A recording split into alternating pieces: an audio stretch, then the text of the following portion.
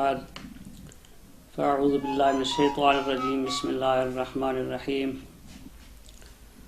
قل جاء الحق وزهق الباطل ان الباطل کان زہوقا۔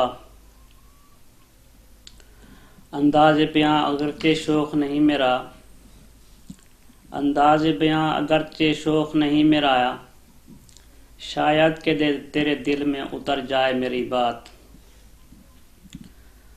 تمام تعریفیں اللہ رب العالمین کے لیے ہیں جو ساری کائنات کا داتا، گنج بخش، رنج بخش، دستگیر، غوث اعظم اور رب العالمین ہے۔ اور تمام درود و سلام امام کائنات جناب محمد رسول اللہ صلی اللہ علیہ وسلم پر، جو ساقی کوثر، شافع محشر، امام اعظم اور رحمت للعالمین ہیں۔ میں نے قرآن پاک کی آیت تلاوت کی ہے جس کا معنی مفہوم یہ ہے کہ اے نبی فرما دیجئے قل جاء الحق، حق آ گیا، وزهق الباطل، اور باطل مٹ گیا، ان الباطل کان زہوقا، اور باطل مٹنے والا ہے، باطل مٹ کر ہی رہے گا۔ سامعین محترم، ہر دور میں حق رہا ہے اور حق کو روکنے والے بھی رہے ہیں، اور ان کی کوشش یہی رہی ہے کہ حق نہ پھیلے۔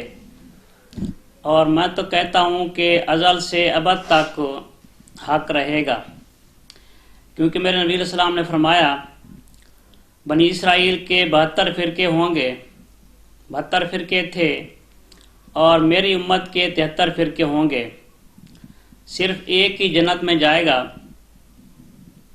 تو صحابہ کرام نے پوچھا کہ وہ کون سا فرقہ ہے؟ تو آپ علیہ السلام نے فرمایا کہ ما انا علیہ و اصحابی، جس راستے پر میں ہوں اور میرے صحابہ ہیں۔ اور ایک حدیث میں یہ ہے کہ لا تزال طائفۃ من امتی منصورین علی الحق، کہ میری امت میں ایک طبقہ، ایک گروہ حق پر رہے گا۔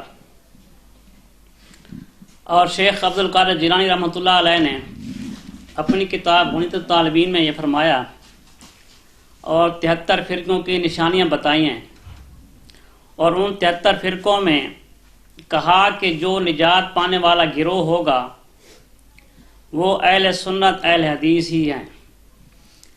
اہل حدیث کے علاوہ میں کوئی نہیں جانتا کہ ناجی فرقہ کون ہے۔ تو اب حق والے گروہ کی تلاش کرنی ہے۔ تو اسی طرح ایک اور حدیث میں نبی علیہ السلام نے فرمایا ترکت فیکم امرین لن تضلوا ما تمسکتم بہما، کتاب اللہ و سنت رسولہ، کہ میں تمہیں 2 چیزیں چھوڑ کے جا رہا ہوں، ایک کتاب اور ایک میری سنت، یعنی قرآن و حدیث۔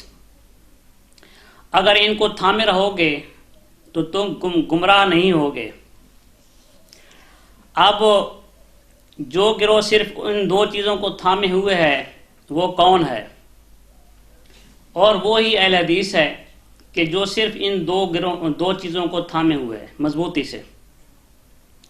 تو سامعین محترم، حق والے ہمیشہ تھوڑے رہے ہیں اور باطل تعداد میں زیادہ رہے ہیں، اور حق والے کمزور رہے ہیں اور باطل طاقتور رہا ہے، الا قلیل کوئی مثال ملتی ہو ایسی، ورنہ اکثر حق والے طاقت میں کم رہے ہیں اور باطل طاقت میں زیادہ رہا ہے۔